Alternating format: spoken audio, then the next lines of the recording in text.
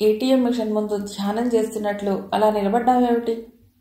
Pin గుర్తుకి రావటం లేదా, లేక ఇంకో ప్రాబ్లం ఏమన్నా ఉందా అడిగింది చిత్ర. కావ్య తల ఊపింది. అది కాదు చిత్ర, ఎంత డ్రా చేయాలా అని ఆలోచిస్తున్నాను.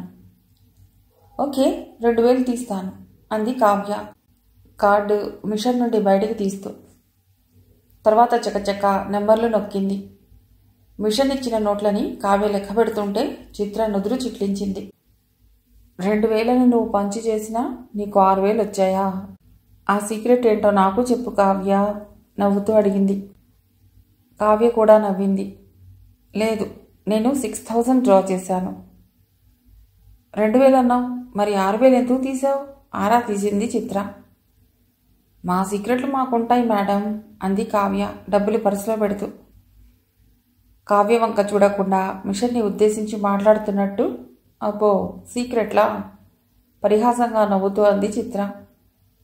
అమ్మమ్మకి తాతయ్యకి నేను కూడా ఏదైనా గిఫ్ట్ కొనాలి కాబట్టి నేను 4000 ఎక్స్ట్రా తీస్తాను. కావ్య విస్తుపోయింది. ఆమె కూడా గిఫ్ట్ కొనాలనే అనుకున్న దానికన్నా 4000 ఎక్కువ తీసుకుంది. చిత్ర, నా మనసులో ఉన్నది నీకెలా తెలిసింది? ఆశ్చర్యంగా అడిగింది. చిత్ర కనుబొమ్మలు ఎగరేస్తూ కాలర్ సర్దుకున్నట్లు అభినయించింది. ఈ చిత్ర అంటే ఏమనుకున్నావు? ఏమీ తెలియనట్లు ఉంటూనే అన్నీ కనబడుతూ ఉంటాను. అమాయకపు అమ్మాయి అన్న బిల్డప్ ఇచ్చి ఎవరూ ఊహించని నాటకాలు ఆడేస్తాను. ఏమనుకున్నావో? నేనేదో ఇన్నసెంట్ అని భ్రమపడితే బాగా దెబ్బతింటావు, జాగ్రత్త. గొప్పలు బాగా చెప్పుకుంటావు అంది కావ్య పగలబడి నవ్వుతూ. చిత్ర కూడా ఆ నవ్వులతో శృతి కలిపింది. తమ ప్రాజెక్ట్కి అత్యంత అవసరమైన శాంపిల్స్ ఉన్న బ్యాగ్ కొన్ని క్షణాల క్రితమే చోరీకి గురి అయింది అన్న సంగతి వాళ్ళకు తెలియదు. కావ్య, చిత్ర కారు వంక వెళ్ళబోతూ ఏటీఎం పక్కనే నించున్న తాతయ్యని చూసి ఆగారు. ఇక్కడ నించున్నావేమిటి తాతయ్య అని వాళ్ళు పిలిచినా ఆయన కదల్లేకపోయాడు. ఆయన ఇంకా ఆ షాక్ నుండి కోలుకోలేదు. ఏమైంది తాతయ్య? ఆ చెమటలేమిటి? కొంపలు మునిగిపోయినట్లు అంత సీరియస్ పోజ్ పెట్టావేమిటి? జరిగిన ఉపద్రవం గురించి తెలియని కావ్య అడిగింది. తాతయ్య తేరుకోవటానికి కొన్ని క్షణాలు పట్టింది. కావ్య, చిత్ర, ఘోరం జరిగింది, చాలా దారుణం జరిగింది అన్నాడు తడబడుతూ. ఘోరం ఏమిటి తాతయ్య అంది కావ్య అయోమయంగా. బ్యాగ్ బ్యాగ్ వాళ్ళు కొట్టేశారు తాతయ్య పొడి పొడిగా చెప్పాడు. ఆయనకి ఇంకా మాటలు సరిగ్గా రావటం లేదు. కావ్యకి, చిత్రకి వెంటనే అర్థం అవ్వలేదు. తడీసుగా ఉన్న బ్యాగ్తో ఎవరికేం అవసరం ఉంటుంది? దాన్ని కాజేసి ఏం చేసుకుంటారు అనుకున్నారు. అందులో డబ్బులున్నాయనుకున్నారు కాబోలు ఆ వెధవలు. నా పైన సిగరెట్ పడేసి చేతిలో ఉన్న బ్యాగ్ అందుకుని పారిపోయారు అన్నాడు జరిగిందంతా చెప్పి తాతయ్య. ఏం జరిగిందో, తర్వాత దాని పరిణామాలు ఎలా ఉంటాయో అర్థమయ్యాక కావ్యకి దుఃఖం పొంగుకొచ్చింది. గుండెలు ఎగిరిగిరి పడుతుండగా పరుగున కార్ దగ్గరికి పరిగెత్తికెళ్ళి కార్ని ఆనుకుని వెక్కి వెక్కి ఏడవసాగింది. కావ్య, ఏమిటిది చిన్నపిల్లలాగా అంది చిత్ర. పైకి ఎలా అన్నది కానీ చిత్రకి కూడా బుర్ర గిర్రుల తిరుగుతున్నది. శాంపుల్స్ లేకపోతే ఒక ప్రాజెక్ట్లో చేయటానికి ఏముంది? ప్రణయ్ జీవితాన్ని అల్లకల్లోలం చేశాను అని తల్లడిల్లుతున్న కావ్య ఆ తర్వాత క్రమంగా మామూలు అవ్వటానికి ప్రాజెక్టు విషయంలో బిజీ అవ్వటం ముఖ్య కారణమని చిత్రకి బాగా తెలుసు. ఇప్పుడు ప్రాజెక్టులో కూడా ఎదురు దెబ్బ తగిలితే కావ్య ఎలా భరించగలదు? చిత్ర, నువ్వు తాతయ్య ఎంత శ్రమపడ్డారు. అదంతా ఇప్పుడు వృధానే కదా. ఇలా ఎందుకయిందో తెలుసా? నా వల్లనే. నేను అడిగానని కారు ఇక్కడ ఈ ఏటీఎం దగ్గర ఆపారు. లేకపోతే ఇలా జరిగేది కాదు. అసలు దురదృష్టం నన్ను వెంబడిస్తున్నది, వెక్కిరిస్తూనే ఉంది. వైజాగ్లో కొన్ని వందల ఏటీఎంలుంటే సరిగ్గా నేను ఎంచుకున్న ఏటీఎం ఎదురుగానే దొంగలున్నారంటే నా దురదృష్టం ఎంత లెవెల్లో ఉందో ఆలోచించు. తాతయ్యకి ఎలా సముదాయించాలో అర్థం కాలేదు. మౌనంగా పక్కన నిలబడ్డాడు. కావ్య ఏడుస్తూనే చెప్పుకుపోసాగింది. నిజం చెప్తున్నాను తాతయ్య, పిసిమిజంతో ఈ మాటలు చెప్పటం లేదు. దురదృష్టం నన్ను ఆవరించింది. ఏ పని సవ్యంగా జరగటం లేదు. నా చుట్టూ ఉన్న రియాలిటీ అది. నాకు ప్రణయ్కి మధ్య జరిగిన కథనే చూడండి. ఎక్కడ ఏ తప్పు జరగాలో అక్కడ ఆ తప్పు జరిగింది. పెళ్లికి జీవన్ వస్తాడని మేము ఎదురు చూస్తూ ఉంటే ప్రణయ్ కనబడ్డాడు. అతనే జీవన్ అని అనుకున్నాం. పాపం ప్రణయ్ ఏ టెన్షన్లో ఉన్నాడో కానీ ఓ కాలికి బ్లాక్ షూ, ఇంకో కాలికి బ్రౌన్ షూ వేసుకుని వచ్చాడు. అతడు అందరిలో నవ్వుల పాలవుతాడని ఆ సంగతి చెప్పి హెచ్చరించాను. అతడు సజావుగా షూస్ వేసుకుని ఉంటే అతడు అర్థాంతరంగా అక్కడి నుండి వెళ్ళిపోయేవాడు కాదు. నా దురదృష్టం చూడండి. ప్రణయ్ తన కాళ్ళ వంక చూసుకుని తప్పు గ్రహించి నాలుగు కరుచుకుని ఇలా పరుగు తీశాడు. నిమిషం తర్వాత సుమ వచ్చింది. సుమ ముందే వచ్చినా ప్రణయ్ వెళ్ళకపోయినా అతడు జీవన్ కాదని నాకు అక్కడే తెలిసిపోయేది. ఆమె మనసులో ఉన్న ఆవేదన బయటికి రావటమే మంచిది అన్నట్లు మౌనంగా విన్నాడు తాతయ్య. పక్కన ఉన్న షాప్ నుండి కోక్ బాటిల్ తెచ్చి కావ్యకు అందించింది చిత్ర. ఆవగా ఒక్క గుక్క తాగాక కావ్య కొనసాగించింది. నేను జీవన్ ఉన్న అపార్ట్మెంట్కి వెళ్ళినప్పుడే ప్రణయ్ రాకపోతే ఎంత బాగుండేది తాతయ్య. సుమని మోసం చేసిన జీవన్ ఉన్న అపార్ట్మెంట్లో ప్రణయ్ G1 ఫ్లాట్లో అద్దెకి ఉండటం, వాచ్మెన్ ప్రణయ్ని నాకు చూపించి ఆసారే G1 సార్ అని చెప్పటం, ఇదంతా నా బ్యాడ్ లక్ కాదా తాతయ్య? పోనీ ఆ ప్రణయ్ ఏ మాల్లోనో కాఫీ డే కెఫేలోనో ఒంటరిగా నాకు ఎదురై ఉంటే పరిస్థితి ఇంకోలా ఉండేది కదా. నాకు ఎదురైనప్పుడే అతడు మహేష్ హియర్ అని మాట్లాడుతూ ఎదురవ్వాలా? పక్కనే అతడికి మ్యారేజ్ ప్రపోజల్ చేస్తున్న వాళ్ళు ఉండాలా? ఎక్కడ ఏది ఎలా తప్పుదోవలో పెడితే నాకు అత్యంత దురదృష్ట పరిణామాలు ఎదురవుతాయో ఆ రకంగా అన్నీ కూడబలుక్కుని నన్ను దెబ్బతీశాయి తాతయ్య. ఇప్పుడేమైందో చూడండి. వాడు నా చేతిలో ఉన్న క్యాష్ కాజేస్తే 6,000 పోయాయని బాధపడేదాన్ని. కానీ వాడు ఇన్ని రోజుల శ్రమ ఫలితం ఆ శాంపిల్స్ కాజేశాడు. అయినా ఇక్కడ కారాపమని దురదృష్టానికి ప్రతిరూపమైన నేను అడగబట్టి ఇదంతా జరిగింది. విరక్తిగా కోక్ బాటిల్ చిత్రకు అందించింది కావ్య. చిత్ర మాట్లాడబోతుంటే వద్దు అన్నట్లు తాతయ్య సంజ్ఞ చేశాడు. కావ్య పక్కకి వెళ్ళి నిల్చుని ఆమె భుజంపైన ఆప్యాయంగా చేయి వేసి, కావ్య, నీకు మాఫీస్ లా తెలుసా అడిగాడు. కావ్య కళ్ళు తెరిచి ఆయన వంక చిత్రంగా చూసి, తెలియదు తాతయ్య అంది. అందరి జీవితాల్లో మాఫీస్ లా దోబూచులాడుతుంది. ఎప్పుడో ఓసారి ఆ లా ప్రభావం మన పైన పడుతుంది. ఏది జరగటం వల్ల మ్యాక్సిమం నష్టం జరుగుతుందో అదే జరుగుతుంది అన్నది మార్ఫీ మహాశయుడు సూత్రీకరించిన లా. నువ్వు 1-2 సార్లు ఆ లా ప్రభావాన్ని చూశావు. అంత మాత్రాన నిరాశపడితే ఎలా? కావ్య బోలుగా నవ్వింది. అవును తాతయ్య, ఎప్పుడు ఎక్కడ ఏది జరిగితే మ్యాక్సిమం డ్యామేజ్ అవుతుందో నా విషయంలో సరిగ్గా అలాగే జరిగింది. చిత్ర, ఇక నాతో ప్రాజెక్ట్ చేయడం కన్నా ఫూలిష్ పని ఉండదని గ్రహించావా? నేను హైదరాబాద్ వెళ్ళిపోతాను. నువ్వు ప్రాజెక్ట్ పూర్తి చేసుకో. తాతయ్యకి ఏదో ఆలోచన వచ్చింది కాబోలు. ఆయన కళ్ళు మెరిశాయి. కావ్య, ఆ బ్యాగ్లో డబ్బు దశకం ఉందన్న భ్రమలో వాళ్ళు దాన్ని కాజేశారు, అవునా? అందులో తడిమట్టి తప్ప ఇంకా ఏమీ లేదని తెలిసాక వాళ్ళు ఏం చేస్తారు? ఆ బ్యాగ్ ఎక్కడో పారేస్తారు. కమా, వెళ్ళి పోలీస్ రిపోర్ట్ ఇద్దాం. కొన్ని గంటల తర్వాత అయినా మన శాంపిల్స్ మనకి దొరకవచ్చు. కావ్య అడ్డంగా తల ఊపింది. లేదు తాతయ్య, నా బ్యాడ్ లక్ ఏ లెవెల్లో ఉంటుందో మీకు ఇంకా అర్థం కాలేదనుకుంటాను అంది. అలా అనటమే కాదు, రిపోర్ట్ ఇవ్వటానికి పోలీస్ స్టేషన్లోకి అడుగుపెట్టడానికి కూడా కావ్య ఒప్పుకోలేదు. మీ ఇద్దరూ వెళ్ళి రిపోర్ట్ ఇవ్వండి. నేను వస్తే పచ్చగా ఉన్నది కూడా మాడి మసి అవుతుంది అంది. ఫూలిష్గా మాట్లాడకు. నువ్వు వస్తే గానీ మేము స్టేషన్లోకి వెళ్ళాం. నువ్వు లేకుండా రిపోర్ట్ ఇచ్చే ప్రశ్నే లేదు. బ్యాగ్ దొరికే అవకాశాన్ని పోగొట్టాలని నువ్వు అనుకుంటే సరే, పద వెళ్ళిపోదాం. అలా కాదంటావా? కమాన్, పోలీస్ స్టేషన్కి రా. చిత్ర మాటల గారడీతో కావ్యని ఒప్పించింది. ముగ్గురు స్టేషన్కి వెళ్ళారు. బ్యాగ్లో విలువైనవి ఏమున్నాయి? ఇన్స్పెక్టర్ అడిగాడు. కావ్య తల వంచుకుంది. అసలే నిరాశలో ఉన్న నేను కనీసం ఆ ప్రాజెక్ట్ అయినా సరిగ్గా చేద్దాం అనుకున్నాను. ఆ ఆశ కాస్త ఆ బ్యాగ్తో పాటే ఎగిరిపోయింది. ఆ ఆశ విలువ ఎవరికి అర్థమవుతుంది అనుకుంది. విలువ అంటే క్యాష్, నగలే కాదు ఇన్స్పెక్టర్. MSc బయోటెక్ చదువుతున్న వీళ్ళిద్దరూ మంచి ప్రాజెక్ట్ చేయాలనుకుని హైదరాబాద్ నుండి ఇక్కడికి వచ్చారు. వాళ్ళ పరిశోధనకి ఉపయోగపడే శాంపిల్స్ ఆ బ్యాగ్లో ఉన్నాయి అంటూ వివరించాడు తాతయ్య. ఓహో, అలాగా.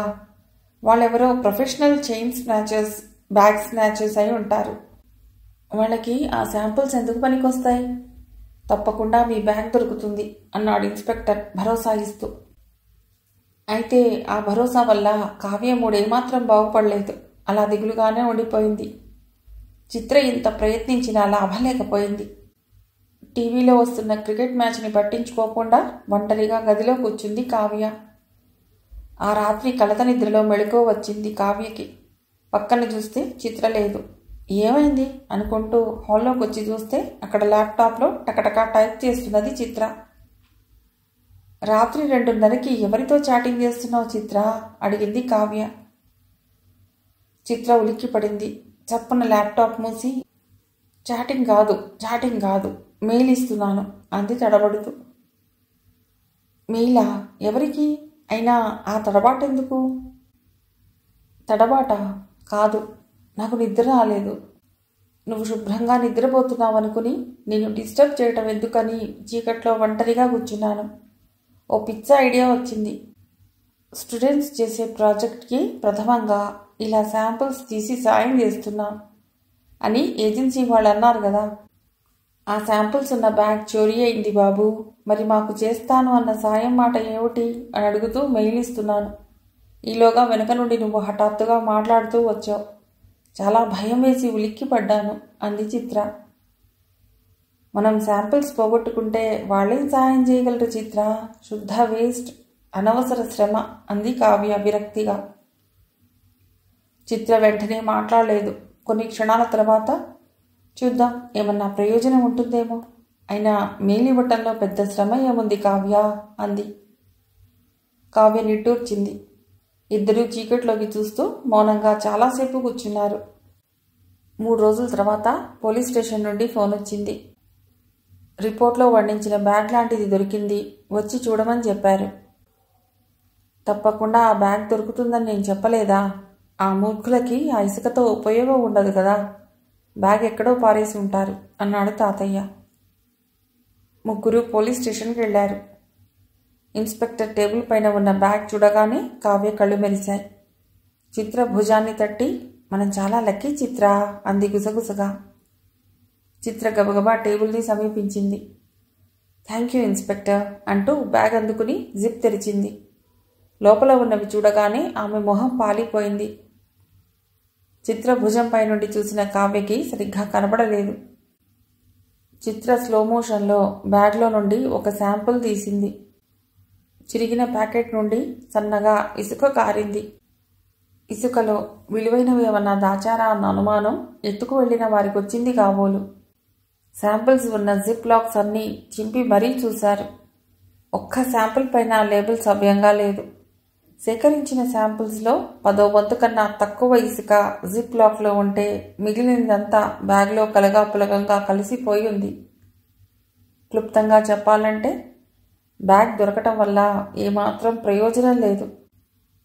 బ్యాగ్ దొరికిందన్న ఆనందం క్షణాల్లో ఆవిరవగానే కావ్యలో దుఃఖం కట్టలు తెంచుకుంది.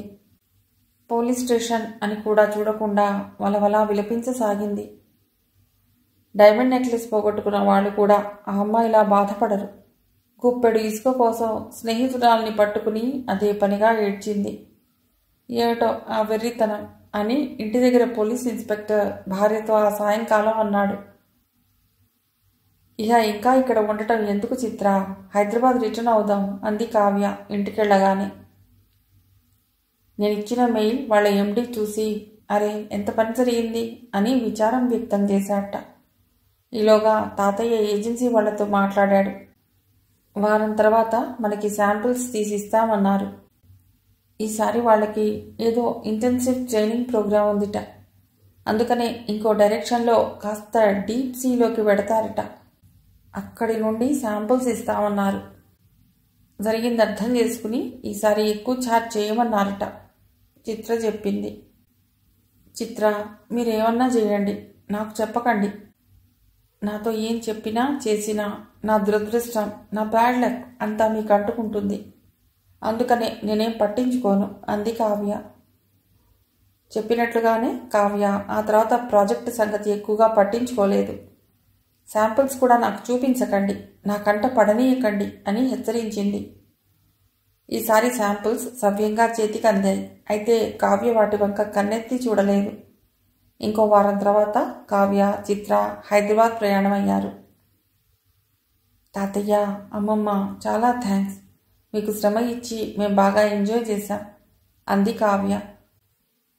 తాతయ్య, డోంట్ వరీ. నేను తీసుకొచ్చిన మర్ఫీస్ లాని నేను వెనక్కి తీసుకెడుతున్నాను. ఇక నాకు ఆ లా జీవితాంతం కంపెనీగా ఉంటుంది. బోలుగా నవ్వింది. హైదరాబాద్ వెళ్ళాక కూడా కావ్య ఆ శాంపిల్స్ గురించి కానీ, వాటి ఎనాలిసిస్ గురించి కానీ, వాటిని ఏ విధంగా విశ్లేషిస్తారు, ఆ ఫలితాలని ఏ విధంగా అధ్యయనం చేయాలి అన్న సంగతులు సరిగ్గా పట్టించుకోలేదు. చాలాసార్లు చిత్ర చెప్పబోయేది. కావ్య మొదట్లోనే కట్ చేసేది. చిత్ర, ప్లీజ్, ప్రాజెక్ట్లో నా పేరు నువ్వు పెట్టకపోయినా నేనేమీ అనుకోను. కానీ నువ్వు ఇలా ప్రాజెక్టు విషయాలు మాట్లాడితే మాత్రం నాకు చిరెత్తుకొస్తుంది. శాంపిల్స్ నుంచి ఏమేమి ఎలా ఐసోలేట్ చేయాలో, స్క్రీన్ చేయాలో, క్యారెక్టరైజేషన్ ఎలా చేయాలో చెప్పు. ఆ పని మెకానికల్గా గుడ్డిగా చేస్తాను. రిజల్ట్స్ నీ చేతిలో పెడతాను, అంతే. అంతకు మించి నేను ఎక్కువ ఇన్వాల్వ్ అయితే ప్రాజెక్ట్ మాడి మసి అయినా అవుతుంది. అది కాదు కావ్య. ప్లీజ్ అండర్స్టాండ్ చిత్ర. ఇప్పుడు ఈ ప్రాజెక్ట్కి ఇంకో అడ్డంకి వస్తే నేను తట్టుకోలేను, కావ్య కరుగ్గా అంది. ఓకే, ప్రాజెక్ట్ గురించి మాట్లాడను. కానీ ఓ చిన్న డౌట్. ఈ మధ్య మా పక్కింటి పోరడు మహాఫోజులు పడుతున్నాడు. డోంట్ బీ ఫూలిష్ అని తిట్టాలనుంది. ఇంగ్లీష్లో అంటే బాగుంటుంది, కానీ రష్యన్లో ఎలా అనాలి చెప్పు? కావ్య బుర్రగొక్కుంది. నెక్ గ్లుపా అనుకుంటా. వెరీ గుడ్, నెక్ గ్లుపా. సరిగ్గానే పలికావు అన్నట్లు కావ్య తలూపింది. నెక్ గ్లుపా అంది చిత్ర ఇంకోసారి. ఎన్నిసార్లు అంటావు? విసుగ్గా అంది కావ్య. పోరడు లేడు, గీరడు లేడు. నీకు చెప్పాలని అడిగాను. ఇప్పుడు ఇంకోసారి చెప్తున్నాను విను. నెగ్లుపా, నెగ్లుపా. తలకెక్కిందా? నీకు బ్యాడ్ లక్కి సంబంధం లేదు. ఏదో అనుకోకుండా అలా అయ్యాయని నువ్వు కుంగి కృషించనక్కర్లేదు. అర్థమైందా? ఇలా తెలుగు, ఇంగ్లీష్ కలిపి చెప్తే నీ తలకి ఎక్కుతుందా, లేకపోతే నన్ను కూడా రష్యన్ నేర్చుకోమంటావా? చూపుడు వేలు కదుపుతూ అంది చిత్ర. కావ్య నవ్వాపుకోలేకపోయింది. చిత్ర అమ్మయ్యా అనుకుంది. అయితే కొన్ని క్షణాల తర్వాత కావ్య మళ్ళీ డిప్రెషన్లోకి వెళ్ళింది. దాంతో చిత్ర మాటలు తగ్గించి ప్రాజెక్ట్ వర్క్ పైన దృష్టి పెట్టింది. అన్నట్లుగానే కావ్య ఒక రోబోలాగా మెకానికల్గా చిత్ర చెప్పిన పనులు చేయసాగింది. చిత్ర రహస్యంగా లలితని కలిసి, ఆంటీ, అప్పుడప్పుడు కావ్యని చూస్తుంటే భయంగా ఉంటున్నది. అది తిక్కవేషాలు వేసిన కొన్ని రోజులు ఓపిక పట్టండి అని కావ్య పరిస్థితి వివరించింది. రోజులు భారంగా దుల్లుతున్నాయి. ఒకరోజు ప్రొఫెసర్ ప్రాజెక్టు గురించి మాట్లాడటానికి ఇద్దరిని రమ్మన్నాడు. నేను రాను, నువ్వు వెళ్ళు అంది కావ్య. ఎందుకు రావు అని అడక్కు చిత్ర.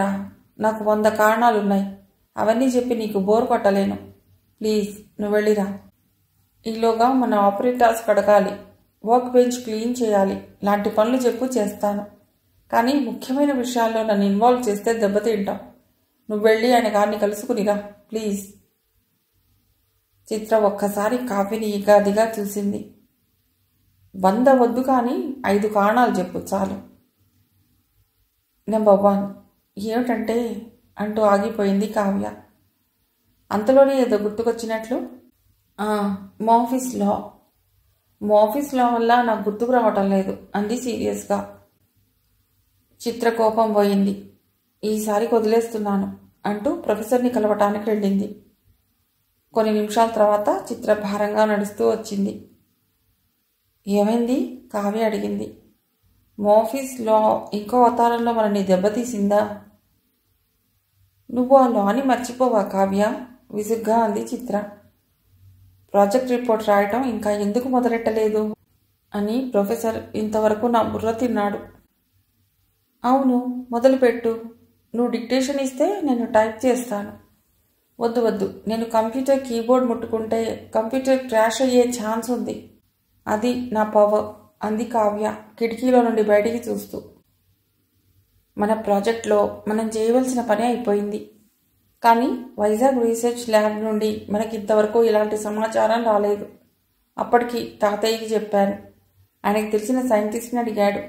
ఆ సైంటిస్ట్ ఏవో కారణాల వల్ల మొత్తం శాంపుల్స్, వాటికి సంబంధించిన వివరాలు అన్నీ ఇంకో డిపార్ట్మెంట్కి అప్పగించాట. అక్కడ ఎందుకు ఆగిందో కారణాలు తెలియవు, కానీ అక్కడ నుండి ఆ ఎనాలిసిస్ వివరాలు వస్తే కానీ మనం రిపోర్ట్ రాయలేం. ఐసీ అంది కావ్య. యూ డోంట్ సీ, విసుగ్గా అరిచింది చిత్ర. మన రిపోర్ట్ ఎలా రాయాలో, ఎలా మొదలెట్టాలో కూడా ఆ ఎనాలిసిస్ పైన ఆధారపడి ఉంది. ఎనాలిసిస్ రాలేదు కాబట్టి మనం చేతులు కట్టుకుని కూర్చోవాలి. ఆ సంగతే చెబితే మన ప్రొఫెసర్ గారికి అర్థం అవటం లేదు. మనం బద్దకించి రిపోర్ట్ రాయటం లేదనుకుంటున్నాడు. ఇంతకీ ఆ వైజాగ్ ల్యాబ్లో కొత్త డిపార్ట్మెంట్ వాళ్ళు పంపకుండా ఎందుకు ఆపారో నాకు అర్థం కావటం లేదు అంది చిత్ర. యా జినా యు అంది కావ్య. అంటే నాకు తెలుసు అని అర్థం. వాళ్ళు ఎందుకు పంపలేదో తెలుసా? Simple miss Chitra, Murphy's law. When something can go wrong it will అన్నాడు మాఫీస్ గారు. కావ్య ఎక్కడ ఉంటే అక్కడ మాఫీస్ లా ప్రత్యక్షం అవుతుంది అని నీకు వేరే చెప్పాలా? కావ్య బోలుగా నవ్వింది. చిత్ర తల తిప్పుకుంది.